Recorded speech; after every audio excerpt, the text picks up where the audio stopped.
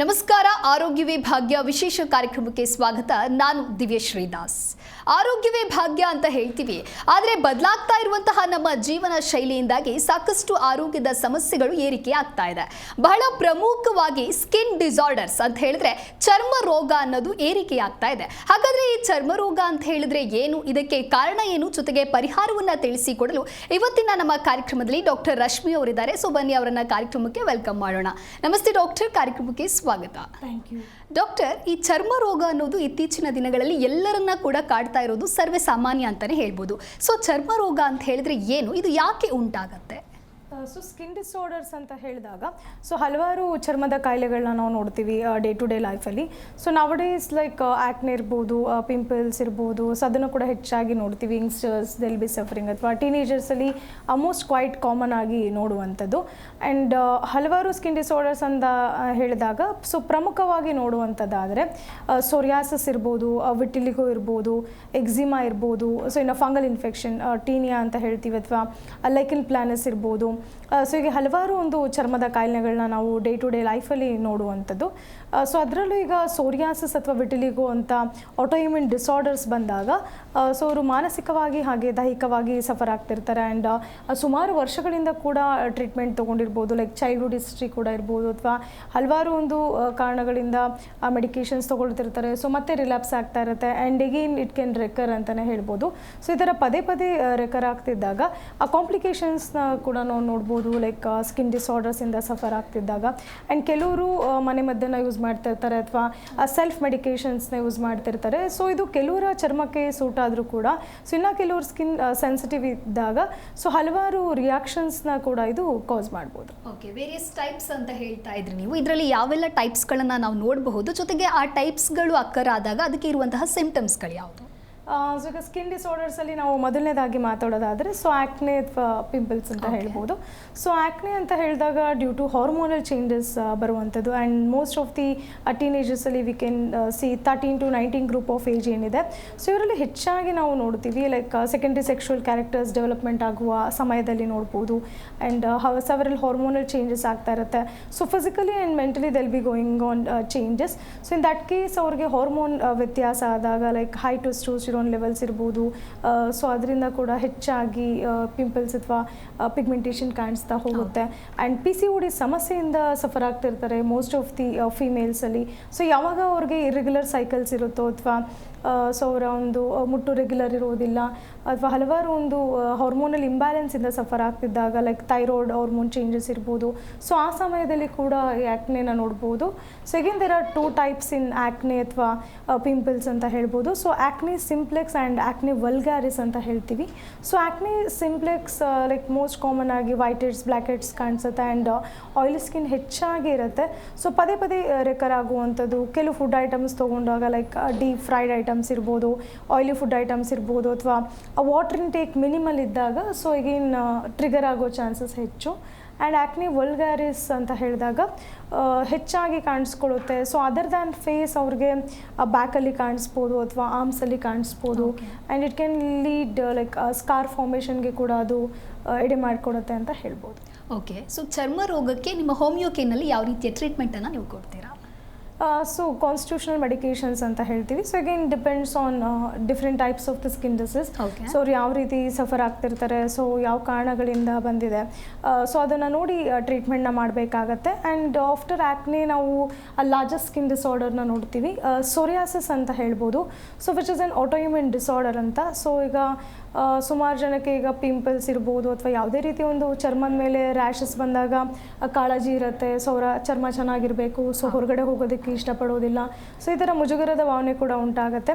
So ಅದರಲ್ಲಿ psoriasis ಅಥವಾ vitiligo ಅಂತ ಹೇಳಿದಾಗ ಸೊ ಒಂದು ಲಾರ್ಜೆಸ್ಟ್ ಸ್ಕಿನ್ ಡಿಸಾರ್ಡರ್ ಅಂತಲೇ ಹೇಳ್ಬೋದು. ಆ್ಯಂಡ್ ನಾನ್ ಕಾಂಟೇಜಿಯಸ್, ಇದು ಒಬ್ಬರಿಂದ ಒಬ್ಬರಿಗೆ ಸ್ಪ್ರೆಡ್ ಆಗೋದಿಲ್ಲ. ಸೊ ಬದಲಾಗಿ ಸೊ ಅವರ ದೇಹದಲ್ಲಿ ಸ್ಪ್ರೆಡ್ ಆಗ್ಬೋದು. ಆ್ಯಂಡ್ ಅನುವಂಶೀಯವಾಗಿ ಸೊ ಫ್ಯಾಮಿಲಿ ಹಿಸ್ಟ್ರಿ ಇದ್ದಾಗೂ ಕೂಡ ಈ ಸೋರಿಯಾಸಿಸ್ ಹೆಚ್ಚಾಗಿ ಕಾಣಿಸುತ್ತೆ ಅಂತ ಹೇಳ್ಬೋದು. ಜೆನೆಟಿಕಲ್ ಫ್ಯಾಕ್ಟರ್ ಕೂಡ ಇನ್ಕ್ಲೂಡ್ ಆಗಿರುತ್ತೆ. ಎಸ್, ಸೋರಿಯಾಸಿಸಲ್ಲಿ ಈಗ ನಾವು ಹಲವಾರು ಟೈಪ್ಸ್ನ ನೋಡ್ತೀವಿ. ಆ್ಯಂಡ್ ಮೊದಲನೇದಾಗಿ ಸೋರಿಯಾಸಿಸ್ ಅಂತ ತಿಳ್ಕೊಳ್ಳೋದಾದರೆ, ಸೊ ಈಗ ನಾರ್ಮಲ್ ಚರ್ಮದ ಲೈಫ್ ಸೈಕಲ್ ಏನಿದೆ, ಅವತ್ತಿನ ಒಂದು 25 to 30 ಡೇಸ್ ಒಳಗಡೆ ಹೊಸ ಚರ್ಮ ಬರುವಂಥದ್ದು, ಮತ್ತೆ ಶೆಡ್ ಆಗುವಂಥದ್ದು, ಮತ್ತೆ ಹೊಸ ಚರ್ಮ ಬರುವಂಥದ್ದು, ಈ ಪ್ರೋಸೆಸ್ ಎಲ್ಲರಲ್ಲಿಯೂ ನಡೀತಾನೆ ಇರುತ್ತೆ. So without our knowledge. But in case of psoriasis 10 times multiplication than normal skin ಅಂತ ಹೇಳ್ತೀವಿ. ಸೊ ಪದೇ ಪದೇ ಚರ್ಮದ ಸೆಲ್ಸ್ ಎಲ್ಲ ಬಿಲ್ಡಪ್ ಆಗ್ತಾ ಹೋದಾಗ ಸೊ ಅಲ್ಲೇ ಒಂದು ದಪ್ಪದಾಗಿ ಚರ್ಮ ಆಗುವಂಥದ್ದು ಅಥವಾ ಸ್ಕಿನ್ ಸೆಲ್ಸ್ ಎಲ್ಲ ಬಿಲ್ಡಪ್ ಆಗ್ತಾ ಹೋಗುತ್ತೆ. ಸೊ ತನಗೆ ತಾನೇ ಪುಡಿ ಪುಡಿಯಾಗಿ ಉದುರುವಂಥದ್ದಿರ್ಬೋದು. ವೈಟಿಶ್ ಸಿಲ್ವರಿ ಸ್ಕೇಲಿ ಫ್ಲೇಕ್ಸ್ ಅಂತ ಹೇಳ್ತೀವಿ, which is A characteristic symptom of psoriasis ಅಂತ ಹೇಳ್ಬೋದು. ಸೊ ಇನ್ನು ಸೋರಿಯಾಸಿಸ್ ಹಲವಾರು ಬಾಡಿ ಪಾರ್ಟ್ಸಲ್ಲಿ ಕಾಣಿಸ್ಕೊಳ್ಳುವಂಥದ್ದು. ಸೊ ಈಗ ಮೊದಲನೇದಾಗಿ ನೋಡೋದಾದರೆ ಸ್ಕ್ಯಾಲ್ಪ್ ಸೋರಿಯಾಸಿಸ್ ಅಂತ ಹೇಳ್ತೀವಿ, ಅಂದರೆ ತಲೆ ಭಾಗದಲ್ಲಿ ಕಾಣಿಸ್ಕೊಳ್ಳುವಂಥದ್ದು. ಮೋಸ್ಟ್ ಆಫ್ ದಿ ಕೇಸಸಲ್ಲಿ which is mistaken for dandruff. So ಎಷ್ಟೊಂದು ಜನ ತಲೆ ಹುಟ್ಟು ಅಂತ ಅಂದ್ಕೊಂಡು ಅವರೇ ಹಲವಾರು ಒಂದು ಶಾಂಪೂಸ್ ಇರ್ಬೋದು ಅಥವಾ ಮೆಡಿಕೇಷನ್ಸ್ ಇರ್ಬೋದು ಯೂಸ್ ಮಾಡ್ತಿರ್ತಾರೆ. ಸೊ ಆದರೂ ಕೂಡ ಕಮ್ಮಿ ಆಗ್ತಿರೋದಿಲ್ಲ. ಸೊ ಯಾವಾಗ ಈ ಲೆಷನ್ಸ್ ಕಿವಿ ಹಿಂಭಾಗದಲ್ಲಿ ಅಥವಾ ಈ ಕುತ್ತಿಗೆ ಕೆಳಭಾಗದಲ್ಲಿ ಬರುತ್ತೋ ಆಗ ಸೋರಿಯಾಟಿಕ್ ಲೆಷನ್ಸ್ ಅಂತ ಗೊತ್ತಾಗುವಂಥದ್ದು, ಅಥವಾ ಸೆಬರೋಯಿಕ್ ಡರ್ಮಟೈಟಿಸ್ ಅಂತ ಡಿಫ್ರೆನ್ಷಿಯೇಟ್ ಮಾಡುವಂಥದ್ದು. ಸೊ ಇನ್ನು ಸೋರಿಯಾಸಿಸ್ ಅಂಗಾಲು ಅಂಗೈನಲ್ಲಿ ಕೂಡ ಕಾಣಿಸ್ಕೊಳ್ಬೋದು. ಸೊ ಇದನ್ನು ಪಾಮರ್ ಅಥವಾ ಪ್ಲಾಂಟರ್ ಸೋರಿಯಾಸಿಸ್ ಅಂತ ಹೇಳ್ತೀವಿ. ಸೊ ಯಾವಾಗ ಅಂಗಾಲು ಅಂಗೈನಲ್ಲಿ ಕಾಣಿಸ್ಕೊಳ್ಳುತ್ತೋ, ಲೈಕ್ ಸೀಳು ಬಿಟ್ಟಿರುವ ಹಾಗೆ ಕಾಣಿಸುವಂಥದ್ದು ಅಥವಾ ತುಂಬ ಬರ್ನಿಂಗ್ ಇರುತ್ತೆ ಆ್ಯಂಡ್ ಸಮ್ಟೈಮ್ಸ್ ಇಚ್ಚಿಂಗ್ ಜಾಸ್ತಿ ಆಗುವಂಥದ್ದು. ಸೊ ಅದರಲ್ಲೂ ರೈನಿ ಅಥವಾ ವಿಂಟರ್ ಸೀಸನ್ಸಲ್ಲಿ ಮತ್ತಷ್ಟು ಅವ್ರಿಗೆ ಸ್ಕಿನ್ ಸಿಮ್ಟಮ್ಸ್ ಜಾಸ್ತಿ ಆಗ್ತಾ ಹೋಗುತ್ತೆ. And summer will be better ಅಂತ ಹೇಳ್ಬೋದು. ಸೊ ಅದನ್ನು ನಾವು ಪಾಮರ್ ಅಥವಾ ಪ್ಲಾಂಟರ್ ಸೋರಿಯಾಸಿಸಲ್ಲಿ ನೋಡುವಂಥದ್ದು. ಪ್ರೆಸೆಂಟ್ಲಿ ನಾವು ನೋಡೋದಾದರೆ ಎಲ್ಲರಲ್ಲಿಯೂ ಕೂಡ ಯಾವುದೇ ಒಂದು ಏಜ್ ಲಿಮಿಟ್, ಏಜ್ ಫ್ಯಾಕ್ಟರ್ ಅಂತಲೇ ಇಲ್ಲ. ಪುರುಷರಲ್ಲಿ ಆಗಿರಬಹುದು, ಮಹಿಳೆಯರಲ್ಲಿ, ಹಾಗೆ ಮುಖ್ಯವಾಗಿ ಮಕ್ಕಳಲ್ಲಿ ಕಾಣಿಸ್ಕೊಳ್ಳುತ್ತೆ. ಸೊ ಇದು ಯಾವ ಕಾರಣದಿಂದ ಉಂಟಾಗತ್ತೆ ಅಂತ ಹೇಳಿ, ಏನಾದರೂ ನಮ್ಮ ಜೀವನ ಶೈಲಿ ಇದಕ್ಕೆ ಕಾರಣವಾಗ್ಬೋದಾ, ಅಥವಾ ಆ ರೀತಿ ಸ್ಕಿನ್ ಡಿಸೀಸ್ ಪ್ರಾಬ್ಲಮ್ ಇದ್ದವರು ಆಹಾರ ಕ್ರಮ ಈ ರೀತಿಯೇ ಸೇವನೆ ಮಾಡಬೇಕು ಅಂತ ಏನಾದರೂ ಇದೆಯಾ? ಸೊ ಈಗ ಸೋರಿಯಾಸಿಸ್ ಅಂತ ಹೇಳಿದಾಗ ಸೊ ಯಾವುದೇ ಏಜ್ ಗ್ರೂಪಲ್ಲಿ ಕಾಣಿಸ್ಬೋದು. So it is not that like elderly ಗ್ರೂಪಲ್ಲಿ ಕಾಣಿಸುತ್ತೆ ಆ ಥರ ಇಲ್ಲ. ಸೊ ಮಕ್ಕಳಲ್ಲಿ ಕೂಡ ಈ ಥರ ಸಮಸ್ಯೆನ ನೋಡ್ತೀವಿ. ಸೊ ಅದರಲ್ಲೂ ಫ್ಯಾಮಿಲಿ ಹಿಸ್ಟ್ರಿ ಇದ್ದಾಗ ಟ್ರಿಗರ್ ಆಗ್ಬೋದು. And sometimes the cause is idiopathic. So ಯಾವುದೇ ರೀತಿ ಕಾರಣಗಳಿಲ್ಲದೇ ಸಡನ್ ಆಗಿ ಕೂಡ ಕಾಣಿಸ್ಕೊಳ್ಳುವಂಥದ್ದು, which is an over active immune system disorder ಅಂತ ಹೇಳ್ಬೋದು. ಅಥವಾ ಲಾಟ್ ಆಫ್ ಸ್ಟ್ರೆಸ್ ಇರ್ಬೋದು, ಟೆನ್ಷನ್ ಇರ್ಬೋದು, ಒತ್ತಡವಾದ ಜೀವನ ಶೈಲಿಯಿಂದ ಕೂಡ ಈ ಸೋರಿಯಾಸಿಸ್ ಅನ್ನೋದು ಕಾಣಿಸುತ್ತೆ. ಆ್ಯಂಡ್ ಲಾಂಗ್ ಟೈಮಲ್ಲಿ ಒಂದು ಪೆಸ್ಟಿಸೈಡ್ಸ್ ಅಥವಾ ಇನ್ಸೆಕ್ಟಿಸೈಡ್ಸ್ ಕಾಂಟ್ಯಾಕ್ಟ್ ಇದ್ದಾಗ ಸೊ ಅದರಿಂದ ಕೂಡ ಬರುವಂಥ ಚಾನ್ಸಸ್ ಇರುತ್ತೆ. ಎಸ್ಪೆಷಲಿ ಆರ್ಸೆನಿಕ್ ಅಥವಾ ಅಲ್ಲೆಟ್ ಪಾಯ್ಸನಿಂಗ್ ಇರ್ಬೋದು, ಮರ್ಕ್ಯುರಿ ಇರ್ಬೋದು. ಸೊ ಇದರಿಂದ ಕೂಡ ಮತ್ತಷ್ಟು ಟ್ರಿಗರ್ ಆಗ್ತಾ ಹೋಗುತ್ತೆ. ಆ್ಯಂಡ್ ಕೆಲವು ಫುಡ್ ಐಟಮ್ಸ್ ತೊಗೊಂಡಾಗ ಲೈಕ್ ನಾನ್ ವೆಜ್ ಕನ್ಸಂಪ್ಷನ್ ಇರ್ಬೋದು, ಅಥವಾ ಹೆಚ್ಚಾಗಿ ಅವರು ಸ್ಟಾರ್ಚ್ ಬೇಸ್ಡ್ ಫುಡ್ ಇರ್ಬೋದು, ಗ್ಲೂಟಾನ್ ಫುಡ್ ಪ್ರಾಡಕ್ಟ್ಸ್ ಇರ್ಬೋದು. ಸೊ ಇದನ್ನು ತೊಗೊಂಡ್ರೂ ಕೂಡ ಈ ಸೋರಿಯಾಸಿಸ್ ಮತ್ತಷ್ಟು ಹೆಚ್ಚಾಗುತ್ತೆ ಅಂತ ಹೇಳ್ಬೋದು. ಸೊ ಇನ್ನು ಅದರ್ ದ್ಯಾನ್ ದಿಸ್ ಹೆಚ್ಚಾಗಿ ನಾವು ಸೋರಿಯಾಸಿಸ್ ನೋಡುವಂಥದ್ದಾದರೆ ಪ್ಲೇಕ್ ಸೋರಿಯಾಸಿಸ್ ಅಂತ ಹೇಳ್ತೀವಿ, which we can see 90% of the cases. So ಹೆಚ್ಚಾಗಿ ವೈಟಿಶ್ ಸಿಲ್ವರಿ ಸ್ಕೇಲಿ ಫ್ಲೇಕ್ಸ್ ಆಗಿ ಉದುರುವಂಥದ್ದು. And it can affect the joint also, ಅಂದರೆ ಮಲ್ಟಿಪಲ್ ಜಾಯಿಂಟ್ಸಲ್ಲಿ ಅಫೆಕ್ಟ್ ಆಗ್ಬೋದು. ಸೊ ಇದರಿಂದ ಅವ್ರಿಗೆ ಸೋರಿಯಾಟಿಕ್ ಆರ್ಥರೈಟಿಸ್ ನೋಡ್ತೀವಿ as a complication of psoriasis. ಆ ಫಿಂಗರ್ ಜಾಯಿಂಟ್ಸ್ ಮೇಲೆ ಬಂದಾಗ ಫೋಲ್ಡಿಂಗ್ ಕೆಪಾಸಿಟಿ ಕಮ್ಮಿ ಆಗುವಂಥದ್ದು, ಆ್ಯಂಡ್ ಫೋಲ್ಡ್ ಮಾಡೋಕ್ಕಾಗೋದಿಲ್ಲ, ಅಥವಾ ರೆಸ್ಟ್ರಿಕ್ಟೆಡ್ ಅಥವಾ ಪೇನ್ಫುಲ್ ಮೂಮೆಂಟ್ಸ್ ಅಂತ ಹೇಳ್ತೀವಿ. ಸೊ ಇದೆಲ್ಲ ಒಂದು ಸೋರಿಯಾಟಿಕ್ ಆರ್ಥರೈಟಿಸಲ್ಲಿ ಕಾಣಿಸ್ಕೊಳ್ಳುವಂತಹ ಲಕ್ಷಣಗಳು ಅಂತ ಹೇಳ್ಬೋದು. ಓಕೆ, ಪ್ರತಿಯೊಬ್ಬರೂ ಕೂಡ ಆರೋಗ್ಯವಾಗಿರಬೇಕು ಅಂತ ಹೇಳಿದ್ರೆ ನಿದ್ದೆಯನ್ನು ಚೆನ್ನಾಗಿ ಮಾಡಬೇಕು.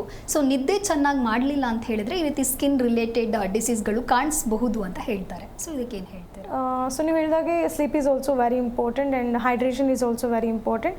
ಎಸ್ಪೆಷಲಿ ನಮ್ಮ ಡಯಟ್ ಆ್ಯಂಡ್ ಲೈಫ್ ಸ್ಟೈಲ್ ಚೆನ್ನಾಗಿಲ್ಲ ಅಂತ ಹೇಳಿದಾಗ ಸೊ ಇದು ಸ್ಕಿನ್ ಮೇಲೂ ಕೂಡ ಅಫೆಕ್ಟ್ ಆಗುತ್ತೆ. So definitely 7 to 8 hours of sleep ಇರ್ಬೋದು, and 8 glasses of water per day ಇರ್ಬೋದು. ಸೊ ಮ್ಯಾಂಡೇಟ್ರಿ ಅಂತ ಹೇಳ್ತೀವಿ. ಸೊ ಯಾವಾಗ ಒಂದು ಒತ್ತಡದ ಜೀವನ ಶೈಲಿ ಕ್ರಿಯೇಟ್ ಆಗುತ್ತೋ ಸೊ ಆಗ ಹಲವಾರು ಒಂದು ಅವ್ರಿಗೆ ಸ್ಕಿನ್ ಡಿಸಾರ್ಡರ್ಸ್ ಇರ್ಬೋದು, ಅಥವಾ ಹೇರ್ ಫಾಲ್ ಇರ್ಬೋದು, ಸೊ ಇನ್ನು ಡಿಪ್ರೆಷನ್ ಆಗುವಂಥದ್ದು ಇರ್ಬೋದು, ಸೊ ಮಾನಸಿಕವಾಗಿ ಖಿನ್ನತೆಗೆ ಒಳಗಾಗ್ತಾರೆ. ಸೊ ಇದರಿಂದ ಹಲವಾರು ಒಂದು ತೊಂದರೆಗಳನ್ನ ನಾವು ನೋಡ್ಬೋದು. ಆ್ಯಂಡ್ ಎಸ್ಪೆಷಲಿ ಸೋರಿಯಾಸಿಸ್ ಅಥವಾ ವಿಟಿಲಿಗೋ ಅಂತ ಬಂದಾಗ ಸೊ ಅವರಿಗೆ ಮಾನಸಿಕವಾಗಿ ಹಾಗೆ ದೈಹಿಕವಾಗಿ ಅವ್ರಿಗೆ ಒಂದು ಬಾಧಿಸೋದ್ರಿಂದ ಸೊ ಡೆಫಿನೆಟ್ಲಿ ಅವರು ಮುಜುಗರಕ್ಕೆ ಒಳಗಾಗ್ತಾರೆ. ಸೊ ಯಾವುದೇ ರೀತಿ ಮ್ಯಾರೇಜ್ ಪ್ರಪೋಸಲ್ಸ್ಗಾಗಲಿ ಮುಂದೆ ಹೋಗೋದಿಲ್ಲ, ಆ್ಯಂಡ್ ಸೋಷಲ್ ಲೈಫಲ್ಲಿ ಮಿಂಗಲ್ ಆಗೋದಿಲ್ಲ. ಸೊ ಬಿಕಾಸ್ ಕೆಲವರಿಗೆ ಈಗ ಫುಡ್ ಶೇರ್ ಮಾಡಿದ್ರೆ ಅಥವಾ ಅವ್ರ ಜೊತೆ ಮಿಂಗಲ್ ಆದರೆ ಸೊ ಆ ಚರ್ಮದ ಕಾಯಿಲೆ ಬೇರೆಯವ್ರಿಗೂ ಬರ್ಬೋದು. ಸೊ ಈ ಥರ ಮನೋಭಾವನೆ ಇರೋದ್ರಿಂದ ಮೋಸ್ಟ್ ಆಫ್ ದಿ ಸೋರಿಯಾಸಿಸ್ ಅಥವಾ ಈ ವಿಟಿಲಿಗೋ ಅಂತ ಕೇಸಸಲ್ಲಿ ಸೊ ಅವರು ಡಿಪ್ರೆಷನ್ ಅಂದರೆ ಮಾನಸಿಕವಾಗಿ ಖಿನ್ನತೆಗೊಳಗಾಗುವಂಥದ್ದು ಅಥವಾ ಆಂಗ್ಸೈಟಿ ಡಿಸಾರ್ಡರ್ಸ್ ಇರ್ಬೋದು. ಸೊ ಈ ಥರ ಒಂದು ಹಾರ್ಮೋನಲ್ ಚೇಂಜಸ್ಗೆ ಲೀಡ್ ಮಾಡುವಂಥದ್ದು. So it can lead to complications like ಅರ್ಲಿಯಾಗಿ ಡಯಾಬಿಟಿಕ್ ಬರ್ಬೋದು ಅಥವಾ ಥೈರಾಯ್ಡ್ ಸಮಸ್ಯೆ ಇರ್ಬೋದು. ಅದರ್ ಆಟೋ ಇಮ್ಯೂನ್ ಡಿಸಾರ್ಡರ್ ಕೂಡ ಈ ಸೋರಿಯಾಸಿಸ್ ಅಥವಾ ವಿಟಿಲಿಗೋ ಜೊತೆ ಮೋಸ್ಟ್ ಆಫ್ ದಿ ಕೇಸಸಲ್ಲಿ ಆ್ಯಸ್ ಎ ಕಾಂಪ್ಲಿಕೇಶನ್ ಕೂಡ ನಾವು ನೋಡ್ಬೋದು. ಓಕೆ, ಚರ್ಮ ರೋಗ ಅಂತ ಹೇಳಿ ಸ್ಟಾರ್ಟಿಂಗ್ ಗೊತ್ತಾಗೋದಿಲ್ಲ, ಒಂದು ಇಚ್ಚಿಂಗ್ ಅಂತ ಹೇಳಿಬಿಟ್ಟು ಸುಮ್ಮನೆ ಆಗಿಬಿಡ್ತಾರೆ. ಬಟ್ ಅದರಿಂದ ನಾವು ನೆಗ್ಲೆಕ್ಟ್ ಮಾಡಿದಾಗ ಉಂಟಾಗುವಂತಹ ಪರಿಣಾಮ ಯಾವ ರೀತಿ ಇರುತ್ತೆ? ಸೊ ಈಗ ಒಂದೊಂದು ಸ್ಕಿನ್ ಡಿಸಾರ್ಡರ್ಸಲ್ಲಿ ಒಬ್ಬೊಬ್ಬರಿಗೆ ಒಂದೊಂಥರ ಸಿಂಪ್ಟಮ್ಸ್ ಅಂದರೆ ರೋಗ ಲಕ್ಷಣಗಳು ಕಾಣಿಸುತ್ತೆ. ಎಸ್ಪೆಷಲಿ ಸೋರಿಯಾಸಿಸ್ ಅಂತ ಬಂದಾಗ ಹೆಚ್ಚಾಗಿ ನಾವು ನೋಡುವಂಥದ್ದಾದರೆ ಚರ್ಮ ಪುಡಿ ಪುಡಿಯಾಗಿ ಉದುರುವಂಥದ್ದು ಇರ್ಬೋದು ಅಥವಾ ಬ್ಲೀಡಿಂಗ್ ಸ್ಪಾಟ್ಸ್ ಇರ್ಬೋದು. ಸೊ ಇನ್ನು ಕೆಲವರಲ್ಲಿ ಪಸ್ಟ್ಯುಲರ್ ಫಾರ್ಮೇಷನ್ ಅಂತ ಹೇಳ್ತೀವಿ. So along with that so ಅವ್ರಿಗೆ ಫೀವರ್ ಬರುವಂಥದ್ದು, ಜಾಯಿಂಟ್ ಪೇನ್ ಬರುವಂಥದ್ದು. ಸೊ ಮಲ್ಟಿಪಲ್ ಒಂದು ಸಿಂಪ್ಟಮ್ಸ್ ಕಾಣಿಸುತ್ತೆ. ಅಥವಾ ಗ್ಯಾಸ್ಟ್ರೈಟಿಸ್ ಇರ್ಬೋದು, ಇಂಡೈಜೆಷನ್ ಪ್ರಾಬ್ಲಮ್ ಇರ್ಬೋದು, ಇನ್ನು ಚರ್ಮ ಬಿಗಿದಂಗೆ ಆಗುವಂಥದ್ದು ಇರ್ಬೋದು, ಅಥವಾ ತುಂಬಾ ಒಂದು ಪೇನ್ಫುಲ್ ಮೂಮೆಂಟ್ಸ್ ಅಂತಲೇ ಹೇಳ್ಬೋದು. ಎಸ್ಪೆಷಲಿ ವಿಂಟರ್ ಅಥವಾ ರೈನಿ ಸೀಸನ್ಸಲ್ಲಿ ಹೆಚ್ಚಾಗುತ್ತೆ ಸ್ಕಿನ್ ಡಿಸಾರ್ಡರ್ಸ್ ಅಂತ. ಸೊ ಇದರಿಂದ ಅವರು ತುಂಬಾ ಸಫರ್ ಆಗ್ತಿರ್ತಾರೆ. ಸೊ ಡೆಫಿನೆಟ್ಲಿ ಎಕ್ಸ್ಟರ್ನಲಿ ಕೂಡ ಅವರು ಆ ಮಾಯ್ಶ್ಚರ್ ಕಂಟೆಂಟ್ನ ಮೇಂಟೈನ್ ಮಾಡಬೇಕು, ಆ್ಯಸ್ ವೆಲ್ ಆ್ಯಸ್ ಇಂಟರ್ನಲಿ ಹೆಚ್ಚಾಗಿ ಸೊಪ್ಪು ತರಕಾರಿಗಳನ್ನ ಸೇವಿಸುವಂಥದ್ದು ಇರ್ಬೋದು. ಅಥವಾ ಅವರ ಒಂದು ಲೈಫ್ ಸ್ಟೈಲ್ ಚೆನ್ನಾಗಿ ಇಟ್ಕೊಳ್ಳೋದ್ರಿಂದ ಸ್ವಲ್ಪ ಮಟ್ಟಿಗೆ ಅದನ್ನು ಅವಾಯ್ಡ್ ಮಾಡ್ಬೋದು. ಓಕೆ, ಸ್ಕಿನ್ ಡಿಸಾರ್ಡರ್ಸ್ಗೆ ನಿಮ್ಮ ಹೋಮಿಯೋ ಕೇರ್ನಲ್ಲಿ ಒಮ್ಮೆ ಟ್ರೀಟ್ಮೆಂಟ್ ತಗೊಂಡ ಬಳಿಕ ಮತ್ತೆ ರಿಯಕರೆನ್ಸ್ ಆಗುವಂತಹ ಚಾನ್ಸಸ್ ಏನಾದರೂ ಇದೆಯಾ? So again it depends on the case, because each and every case ಒಂದೇ ಥರ ಇರೋದಿಲ್ಲ. ಬಿಕಾಸ್ ಸೋರಿಯಾಸಿಸ್ ಇರ್ಬೋದು, ವಿಟಿಲಿಗೋ ಇರ್ಬೋದು. ಸೊ ಕೆಲವ್ರಿಗೆ ಚೈಲ್ಡ್ಹುಡ್ಡಿಂದ ಸಫರ್ ಆಗ್ತಿರ್ತಾರೆ ಆ್ಯಂಡ್ ಆಟೋಇಮ್ಯೂನ್ ಡಿಸಾರ್ಡರ್ ಅಂತ. ಸೊ ಅವರು ಎಕ್ಸ್ಟರ್ನಲ್ ಅಪ್ಲಿಕೇಶನ್ ಹಾಕ್ತಾ ಇರ್ತಾರೆ, ಆ್ಯಸ್ ವೆಲ್ ಆಸ್ ಇಂಟರ್ನಲಿ ಇಮ್ಯುನೋಸಪ್ರೆಸೆಂಟ್ಸ್ ತೊಗೊಂಡಾಗ ಸೊ ಆ ತಕ್ಷಣಕ್ಕೆ ಅದು ಸಪ್ರೆಸ್ ಆಗ್ಬೋದು ಆ್ಯಂಡ್ ಮತ್ತೆ ರೆಕರ್ ಆಗ್ಬೋದು. ಸೊ ಇಟ್ ಡಿಪೆಂಡ್ಸ್, ಅವ್ರಿಗೆ ಆಲ್ರೆಡಿ ಕಾಂಪ್ಲಿಕೇಶನ್ಸ್ಗೆ ಹೋಗಿದೆಯಾ ಅಥವಾ ಎಷ್ಟು ಮಟ್ಟಿಗೆ ಮೆಡಿಕೇಷನ್ಸ್ ತೊಗೊಂಡಿರ್ತಾರೆ. So each and every case ಮೇಲೆ ಡಿಫರ್ ಆಗುವಂಥದ್ದು. ಬಟ್ ಅರ್ಲಿಯಾಗಿ ಅವ್ರಿಗೆ ಕಂಡು ಬಂದಲ್ಲಿ ಲೈಕ್ ಮೋರ್ ದೆನ್ 3 ವೀಕ್ಸ್ ಅಥವಾ 3 ಮಂತ್ಸಿಂದ ಸಿಂಪ್ಟಮ್ಸ್ ಇದೆ, ಕಾಣಿಸ್ತಿದೆ ಅಂತ ಹೇಳಿದಾಗ ಸೊ ಅದನ್ನು ಕಂಪ್ಲೀಟ್ಲಿ ಒಂದು ಕ್ಯೂರ್ ಮಾಡುವಂಥದ್ದು. ಆ್ಯಂಡ್ ಆ್ಯಕ್ನೆ ಇರ್ಬೋದು ಅಥವಾ ಈಗ ಎಕ್ಸಿಮಾ ಅಂತ ಹೇಳ್ತೀವಿ, ಹೆಚ್ಚಾಗಿ ಕಾಣಿಸ್ಕೊಳ್ತಾ ಇರುತ್ತೆ. ಎಸ್ಪೆಷಲಿ ಡ್ರೈ ಎಕ್ಸಿಮಾ ಇರ್ಬೋದು ಅಥವಾ ಈ ಸೋರಿಯಾಸಿಸ್ ಇರ್ಬೋದು. It almost mimics the same. ಎರಡೂ ರೀತಿಯಲ್ಲಿ ಒಂದೇ ಥರ ರೋಗ ಲಕ್ಷಣಗಳು ಕಾಣಿಸುತ್ತೆ. ಟು ಡಿಫ್ರೆನ್ಷಿಯೇಟ್ ದಟ್ ಅವ್ರಿಗೆ ಒಂದು ಸ್ಕಿನ್ ಬಯೋಪ್ಸಿ ಮಾಡೋದ್ರಿಂದ ಕನ್ಫರ್ಮ್ ಆಗುವಂಥದ್ದು, ಲೈಕ್ ಯಾವ ಕಾಯಿಲೆಯಿಂದ ಅವರು ಸಫರ್ ಆಗ್ತಿದ್ದಾರೆ ಅಥವಾ ಅವರು ಕಂಪ್ಲೀಟ್ ಒಂದು ಕೇಸ್ ಹಿಸ್ಟ್ರಿ ಆದ ನಂತರ ಸೊ ಅವ್ರಿಗೆ ಟ್ರೀಟ್ಮೆಂಟ್ನ ಮಾಡ್ಬೋದು. ಚರ್ಮ ರೋಗ ಅಂತ ಹೇಳಿದ ತಕ್ಷಣ ಅವರೇ ಮನೆ ಮದ್ದುಗಳನ್ನು ತೆಗೆದುಕೊಳ್ಳೋದಕ್ಕೆ ಶುರು ಮಾಡ್ತಾರೆ. ಸೊ ಅದರಿಂದ ಯಾವ ರೀತಿಯ ಎಫೆಕ್ಟ್ ಉಂಟಾಗತ್ತೆ ಅಂತ? ಸೊ ಈಗ some skins are like very sensitive ಅಂತ ಹೇಳ್ಬೋದು. ಲೈಕ್ ಆಯಿಲಿ ಸ್ಕಿನ್ನ ನೋಡ್ತೀವಿ ಅಥವಾ ಸಮ್ಟೈಮ್ಸ್ ಡ್ರೈ ಸ್ಕಿನ್ನ ನೋಡ್ತೀವಿ, ಮಿಕ್ಸ್ ಟೈಪ್ ಆಫ್ ಸ್ಕಿನ್ನ ನೋಡ್ತೀವಿ. ಸೊ ಕೆಲವ್ರಿಗೆ ಅವರೇ ಒಂದು ಎಕ್ಸ್ಪೆರಿಮೆಂಟ್ ಮಾಡ್ತಿರ್ತಾರೆ. ಕ್ರೀಮ್ಸ್ ಇರ್ಬೋದು ಅಥವಾ ಹಲವಾರು ಒಂದು ಅಡ್ವರ್ಟೈಸ್ಮೆಂಟಲ್ಲಿ ತೋರಿಸುವಂಥ ಫೇಸ್ ವಾಷಸ್ ಇರ್ಬೋದು. ಸೊ ಮಲ್ಟಿಪಲ್ ಒಂದು ಮೆಡಿಕೇಷನ್ಸ್ ಆಗಿರ್ಬೋದು ಅಥವಾ ಕಾಸ್ಮೆಟಿಕ್ ಪ್ರಾಡಕ್ಟ್ಸ್ ಇರ್ಬೋದು. ಸೊ ಅದನ್ನು ಯೂಸ್ ಮಾಡಿದಾಗ ಸೊ ಕೆಲವ್ರಿಗೆ ರಿಯಾಕ್ಷನ್ ಆಗುವಂಥದ್ದು, ಅಡ್ವರ್ಸ್ ಎಫೆಕ್ಟ್ ಆಗುವಂಥದ್ದು. ಸೊ ಇನ್ನು ಕೆಲವ್ರಿಗೆ ಯಾವುದೇ ರೀತಿ ಅಷ್ಟಾಗಿ ಎಫೆಕ್ಟ್ ಇರೋದಿಲ್ಲ. So it depends on each and every skin types, but definitely they need to consult a doctor so before using it ಅಂತಾನೆ ಹೇಳ್ಬೋದು. ಓಕೆ, ಮಾತನಾಡೋಣ. ಎಸ್ ವೀಕ್ಷಕರೇ, ನೀವು ಕೂಡ ನೋಡ್ತಾ ಇದ್ದೀರಾ, ನಿಮ್ಮಲ್ಲಿಯೂ ಕೂಡ ಚರ್ಮ ರೋಗದ ಸಮಸ್ಯೆ ಇತ್ತು ಅಂತ ಹೇಳಿದ್ರೆ ನಿಮ್ಮ ಟಿವಿ ಸ್ಕ್ರೀನ್ ಮೇಲೆ ಲಭ್ಯವಾಗ್ತಾ ಇರುವಂತಹ ನಂಬರಿಗೆ ಕರೆ ಮಾಡಬಹುದು. ಈ ಕುರಿತು ಚಿಕಿತ್ಸೆಯನ್ನು ಯಾವ ರೀತಿ ಪಡೆದುಕೊಳ್ಳಬಹುದು ಅನ್ನುವಂತಹ ಮಾಹಿತಿಯನ್ನು ನೀವು ಪಡಿಬಹುದು. ಎಸ್ ಡಾಕ್ಟರ್, ಹೇಳ್ತಾ ಇದ್ರಿ ಇದು ಜೆನೆಟಿಕಲ್ ಫ್ಯಾಕ್ಟರಲ್ಲೂ ಕೂಡ ಬರಬಹುದು ಅಂತ. ಸಾಕಷ್ಟು ಜನಕ್ಕೆ ಇದು ಗೊತ್ತಾಗ್ತಾ ಇರೋದಿಲ್ಲ, ಇದು ಒಂದು ಕಾರಣ ಇರಬಹುದಾ ಅಂತ ಕೇಳ್ತಾರೆ. ಸೊ ಆ ಒಂದು ಕ್ಲಾರಿಫಿಕೇಶನ್ನ ಕ್ಲಿಯರ್ ಮಾಡೋದಾದರೆ, ಈಗ ಕೆಲವು ಸ್ಕಿನ್ ಡಿಸಾರ್ಡರ್ಸ್ ಅಂತ ಹೇಳ್ತೀವಿ, ಲೈಕ್ ಸೋರಿಯಾಸಿಸ್ ಇರ್ಬೋದು, ಅಗೇನ್ ವಿಟಿಲಿಗೋ, ಬಿಳಿ ಮಚ್ಚೆ ತೊನ್ನು ಅಂತ. ಸೊ ಹೆಚ್ಚಾಗಿ ನಾವು ನವಡೇಸ್ ನೋಡ್ಬೋದು. ಸೊ ಫ್ಯಾಮಿಲಿ ಹಿಸ್ಟ್ರಿ ಇದ್ದಾಗ ಇದು ಕಾಣಿಸ್ಕೊಳ್ಳುತ್ತೆ, ಹೆರಿಡಿಟ್ರಿ ಆಗಿ ಅಥವಾ ಆನುವಂಶೀಯವಾಗಿ ಬರುವಂಥದ್ದು. ಸೊ ವಿಟಿಲಿಗೋ ಅಥವಾ ಡಿಪಿಗ್ಮೆಂಟಿವ್ ಸ್ಕಿನ್ ಡಿಸಾರ್ಡರ್ ಅಂತ ಹೇಳೋದಾದರೆ ಸೊ ಚರ್ಮಕ್ಕೆ ಬಣ್ಣ ಕೊಡುವುದು, ಮೆಲನೋಸೈಟ್ಸ್ ಅಂತ ಹೇಳ್ತೀವಿ. ಸೊ ಯಾವಾಗ ಈ ಮೆಲಾನಿನ್ ಪಿಗ್ಮೆಂಟ್ ಇನ್ಸಫಿಷಿಯನ್ಸಿ ಆಗುತ್ತೋ ಸೊ ಅಷ್ಟಾಗಿ ಪ್ರೊಡಕ್ಷನ್ ಆಗ್ತಿರೋದಿಲ್ಲ. ಸೊ ಇನ್ ದಟ್ ಕೇಸ್ ಅಲ್ಲಿ ಬಿಳಿ ಮಚ್ಚೆ ಅಥವಾ ವೈಟ್ ಸ್ಪಾಟ್ ಅಥವಾ ಡಿಪಿಗ್ಮೆಂಟೆಡ್ ಸ್ಪಾಟ್ ಕಾಣಿಸ್ಕೊಳ್ಳುತ್ತೆ. ಸೊ ಯೂಶಲಿ ಸ್ಮಾಲ್ ಎರಪ್ಷನ್ಸ್ ಅಥವಾ ಮೈನ್ಯೂಟ್ ಸ್ಪಾಟ್ ಆಗಿ ಕಾಣ್ಬೋದು ಅಥವಾ ಕಾಯಿನ್ ಶೇಪಲ್ಲಿ ಕಾಣ್ಬೋದು. ಸೊ ಈಗೇನದು ದೊಡ್ಡದಾಗ್ತಾ ಹೋಗುತ್ತೆ. ಇನ್ನು ಕೆಲವ್ರಿಗೆ ಇಡೀ ದೇಹವನ್ನೇ ಆವರಿಸುವಂಥದ್ದು. ಆ್ಯಂಡ್ ಟೈಪ್ಸ್ನ ನೋಡ್ತೀವಿ ವಿಟಿಲಿಗೋನಲ್ಲಿ. ಸೊ ಕೆಲವ್ರಿಗೆ ಮ್ಯೂಕೋಸಲ್ ವಿಟಿಲಿಗೋ ಅಂತ ಹೇಳ್ಬೋದು, which is limited to the mucous membranes of the body. Lips ಇರ್ಬೋದು, ಸೊ ಇನ್ನು ಕೆಲವ್ರಿಗೆ ಜೆನೈಟೇಲಿಯಾ ಇರ್ಬೋದು ಅಥವಾ ಐಸ್ ಇರ್ಬೋದು. ಸೊ ಈ ಭಾಗದಲ್ಲಿ ಅಷ್ಟೇ ಕಾಣಿಸ್ಕೊಳ್ಳುತ್ತೆ, ಈಗೇನು ಅದು ಸ್ಪ್ರೆಡ್ ಆಗ್ತಿರೋದಿಲ್ಲ. ಸೊ ಇದನ್ನು ಮ್ಯೂಕೋಸಲ್ ವಿಟಿಲಿಗೋ ಅಂತ ಹೇಳ್ಬೋದು.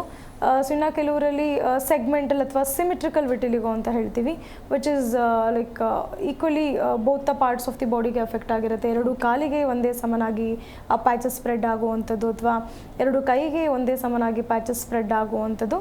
ಸೊ ಇದನ್ನು ಸಿಮಿಟ್ರಿಕಲ್ ಅಥವಾ ಸೆಗ್ಮೆಂಟಲ್ ವಿಟಿಲಿಗೋ ಅಂತ ಹೇಳ್ತೀವಿ. ಸೊ ಇನ್ನು ಕೆಲವರಲ್ಲಿ ಜನರಲೈಸ್ಡ್ ವಿಟಿಲಿಗೋ ಅಂತ ಹೇಳ್ಬೋದು, ಅಂದರೆ ಸ್ಮಾಲ್ ಸ್ಪಾಟ್ ಆಗಿ ಶುರುವಾಗುತ್ತೆ. ಸೊ ತದನಂತರ ಅವ್ರಿಗೆ ಇಡೀ ದೇಹವನ್ನೇ ಆವರಿಸುವಂಥದ್ದು. ಸೊ ಇದರಿಂದ ಮಾನಸಿಕವಾಗಿ ಕೂಡ ಅವರು ಸಫರ್ ಆಗ್ತಿರ್ತಾರೆ. ಆ್ಯಂಡ್ ಎಕ್ಸ್ಟರ್ನಲ್ ಅಪ್ಲಿಕೇಶನ್ ಇರ್ಬೋದು, ಫೋಟೋಥೆರಪಿ ಇರ್ಬೋದು, ಲೇಸರ್ ಟ್ರೀಟ್ಮೆಂಟ್ ಇರ್ಬೋದು, ಆ್ಯಂಡ್ ಲಾಟ್ ಆಫ್ ಇಮ್ಯುನೋಸಪ್ರೆಸೆನ್ಸ್ ಇರ್ಬೋದು, ಹಲವಾರು ಮೆಡಿಕೇಷನ್ಸ್ನ ಕೆಲವರು ತೊಗೊಳ್ತಿರ್ತಾರೆ.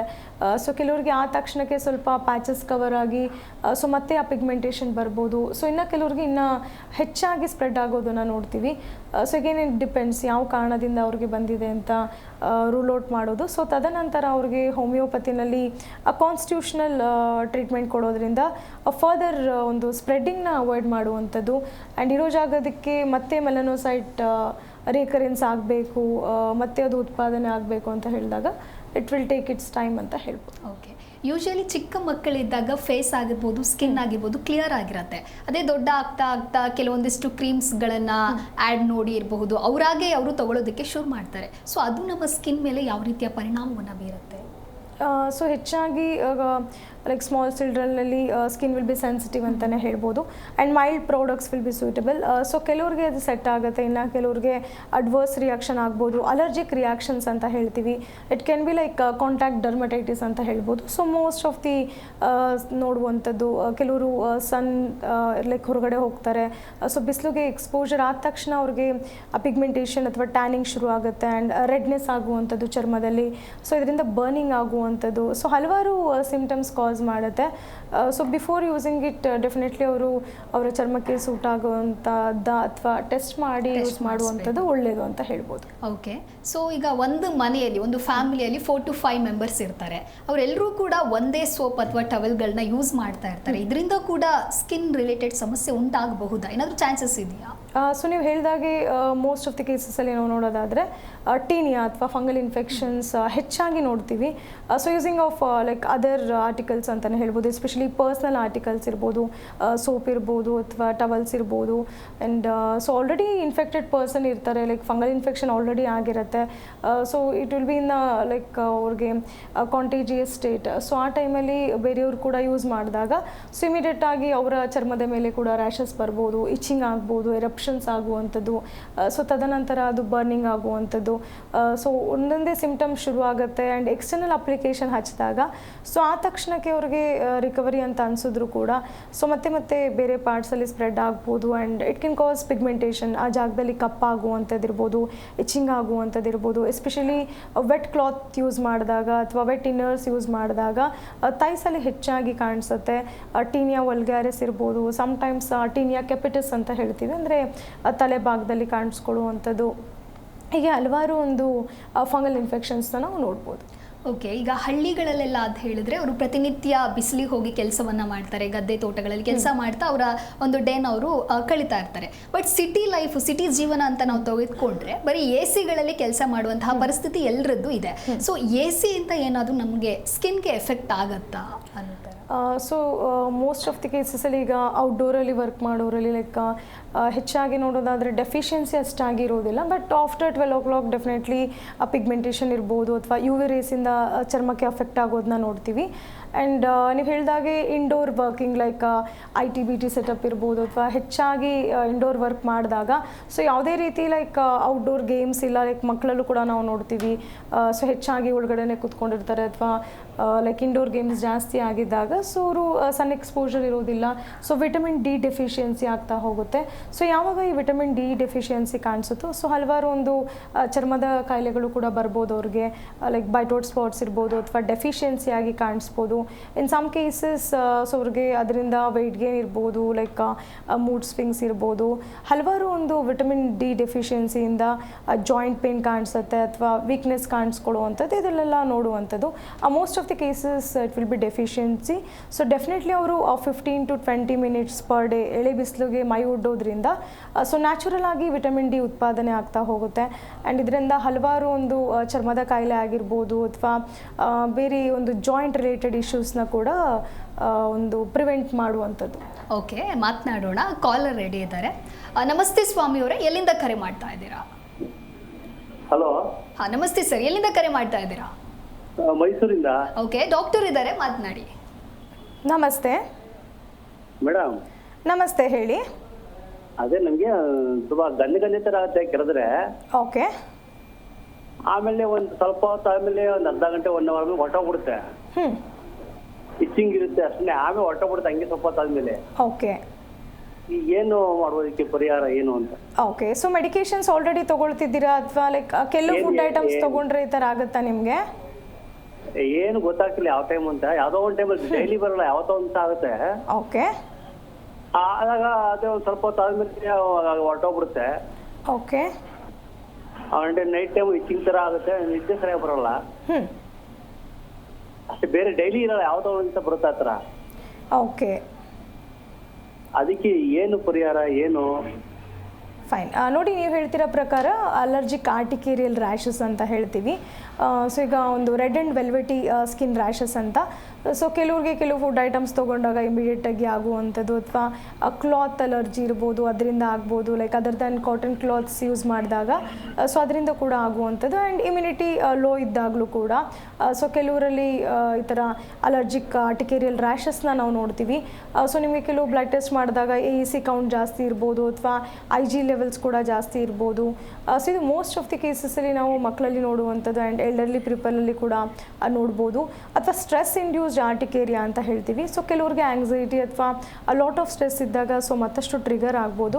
ಸೊ ಯಾವ ಕಾರಣಕ್ಕೆ ಬಂದಿದೆ ಅಂತ ತಿಳ್ಕೊಳ್ಬೇಕಾಗತ್ತೆ. ಸೊ ತದನಂತರ ನಿಮಗೆ ಟ್ರೀಟ್ಮೆಂಟ್ನ ಮಾಡುವಂಥದ್ದು. ಸೊ ಒಂದ್ಸರಿ ನೀವು ನಿಯರೆಸ್ಟ್ ಬ್ರ್ಯಾಂಚಿಗೆ ವಿಸಿಟ್ ಮಾಡಿ, ಸೊ ಆಫ್ಟರ್ ಒಂದು ಕಂಪ್ಲೀಟ್ ಕೇಸ್ ಹಿಸ್ಟ್ರಿ ಆದ ನಂತರ ಸೂಕ್ತ ಪರಿಹಾರವನ್ನು ತಿಳಿಸ್ಕೊಡ್ಬೋದು. ಅಲ್ಲ ಮೇಡಮ್, ಇದು ಅಲೋ. ಹಾಂ, ಹೇಳಿ. ಇದು ಬೇರೆ ಏನಾದ್ರು ಸಿಂಪ್ಟಮ್ಸ್, ಬೇರೆ ಏನಾದ್ರು ಕಾಯಿಲೆ ಸಿಂಪ್ಟಮ್ಸ್ ಅನ್ಸುತ್ತೆ.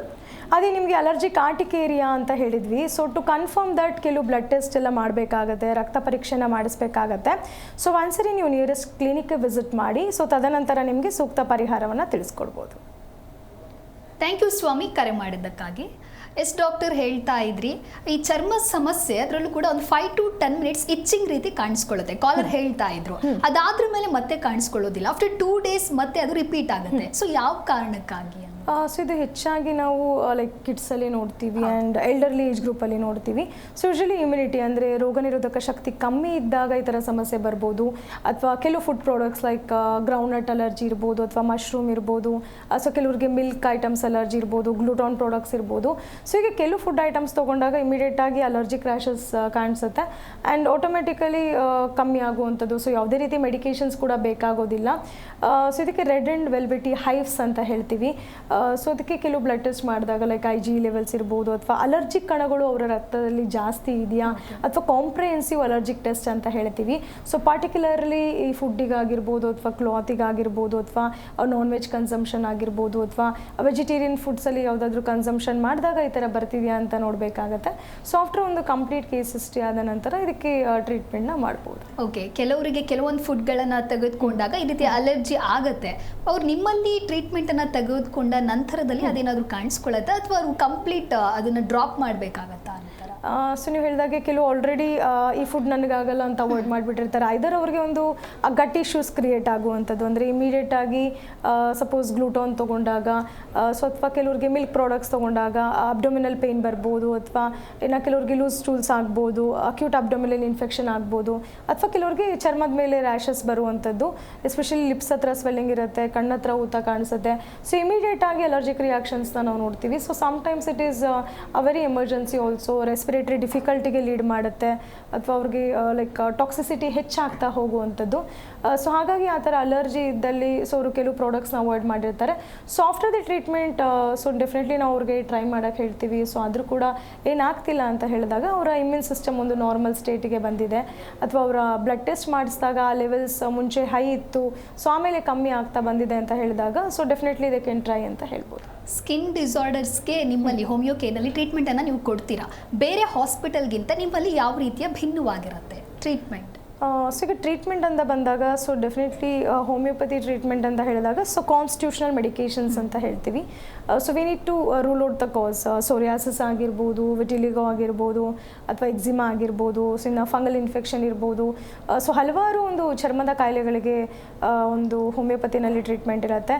ಸೊ ಆಲ್ರೆಡಿ ಕೆಲವರು ಮಲ್ಟಿಪಲ್ ಮೆಡಿಕೇಷನ್ಸ್ನ ತೊಗೊಳ್ತಿರ್ತಾರೆ, ಲೈಕ್ ರಾದರ್ ಇಂಟರ್ನಲ್ ಮೆಡಿಕೇಷನ್ಸ್ಗಿಂತ ಸೊ ಎಕ್ಸ್ಟರ್ನಲಿ ಹಚ್ಚುವಂಥದ್ದು ಇರ್ಬೋದು, ಕ್ರೀಮ್ಸ್ ಇರ್ಬೋದು, ಅಥವಾ ಲೇಸರ್ ಟ್ರೀಟ್ಮೆಂಟ್ ಇರ್ಬೋದು, ಹಲವಾರು ಒಂದು ಟ್ರೀಟ್ಮೆಂಟ್ಗೆ ಅವರು ಮೊರೆ ಹೋಗಿರ್ತಾರೆ.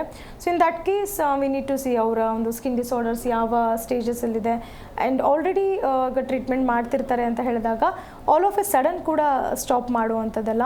ಸೊ ಕ್ರಮೇಣವಾಗಿ ಆ ಡೋಸೇಜ್ ಕಮ್ಮಿ ಮಾಡ್ತಾ ಬರ್ತೀವಿ. ಸೊ ಗ್ರ್ಯಾಜುವಲಿ ಹೋಮಿಯೋಪತಿ ಟ್ರೀಟ್ಮೆಂಟ್ಗೆ ಶಿಫ್ಟ್ ಮಾಡುವಂಥದ್ದು. So in some cases like ಅವರು ಡೈರೆಕ್ಟಾಗಿ ಹೋಮಿಯೋಪತಿ ಟ್ರೀಟ್ಮೆಂಟ್ಗೆ ಕೂಡ ಬಂದಾಗ ಎಷ್ಟು ದಿವಸಗಳ ಕಾಲ ಟ್ರೀಟ್ಮೆಂಟ್ ಬೇಕಾಗುತ್ತೆ ಆ್ಯಂಡ್ ಅವರ ಲೈಫ್ ಸ್ಟೈಲ್ ಚೇಂಜಸ್ ಇರ್ಬೋದು. ಬಿಕಾಸ್ ಮೋಸ್ಟ್ ಆಫ್ ದಿ ಕೇಸಸಲ್ಲಿ ಡೆಫಿಷಿಯನ್ಸಿಯಿಂದಾಗಿ ಹಲವಾರು ಒಂದು ಸ್ಕಿನ್ ಡಿಸಾರ್ಡರ್ಸ್ ಇರ್ಬೋದು, ಹೇರ್ ಪ್ರಾಬ್ಲಮ್ಸ್ ಇರ್ಬೋದು ಕಾಣಿಸುತ್ತೆ.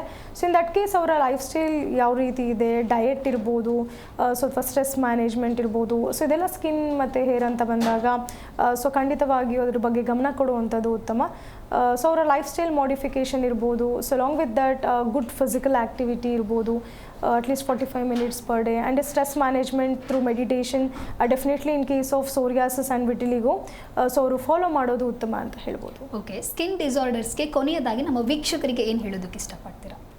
ಸೊ ಸ್ಕಿನ್ ಡಿಸಾರ್ಡರ್ಸ್ ಅಂತ ಬಂದಾಗ ಸೊ ಡೆಫಿನೆಟ್ಲಿ ಅವರು ಸೆಲ್ಫ್ ಮೆಡಿಕೇಷನ್ಸ್ನ ಮಾಡೋದು ಉತ್ತಮ ಅಲ್ಲ. ಸೊ ಬಿಕಾಸ್ ಎಲ್ಲ ಸ್ಕಿನ್ ಒಂದೇ ಥರ ಇರೋದಿಲ್ಲ. ಸೊ ಸಮ್ಟೈಮ್ಸ್ ಇಮಿಡಿಯೇಟಾಗಿ ರಿಯಾಕ್ಟ್ ಆಗ್ಬೋದು. ಕೆಲವು ಕೆಮಿಕಲ್ ಬೇಸ್ಡ್ ಕ್ರೀಮ್ಸ್ಗಿರ್ಬೋದು, ಅಥವಾ ಕೆಲವರು ಇವನ್ ಮನೆ ಮದ್ದನ್ನು ಯೂಸ್ ಮಾಡ್ತಾರೆ. ಸೊ ಅದರಿಂದ ಕೂಡ ಕೆಲವ್ರಿಗೆ ಅಫೆಕ್ಟ್ ಆಗಿರೋದನ್ನ ನೋಡ್ಬೋದು.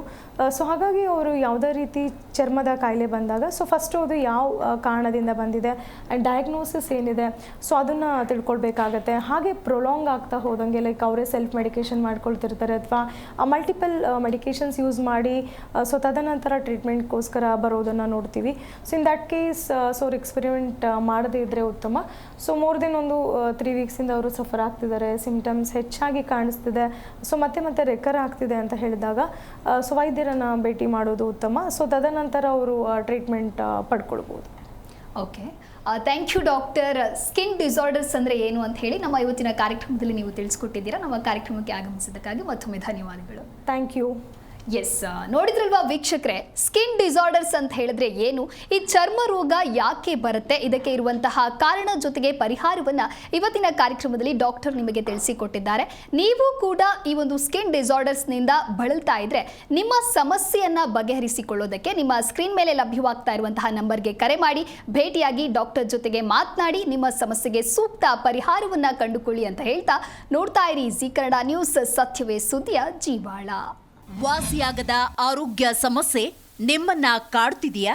ಹಾಗಿದ್ರೆ ಚಿಂತೆ ಬಿಡಿ, ನಮ್ಮ ಹೋಮಿಯೋ ಕೇರ್ಗೆ ಬನ್ನಿ. ಹೋಮಿಯೋ ಕೇರ್ ಇಂಟರ್ನ್ಯಾಷನಲ್ ಹಲವು ಆರೋಗ್ಯ ಸಮಸ್ಯೆಗಳಿಗೆ ಸಿಗಲಿದೆ ಸೂಕ್ತ ಪರಿಹಾರ. ನೇರ ಭೇಟಿಗೆ ಸಂಪರ್ಕಿಸಿ 9550 00 1133 1800 1081 212.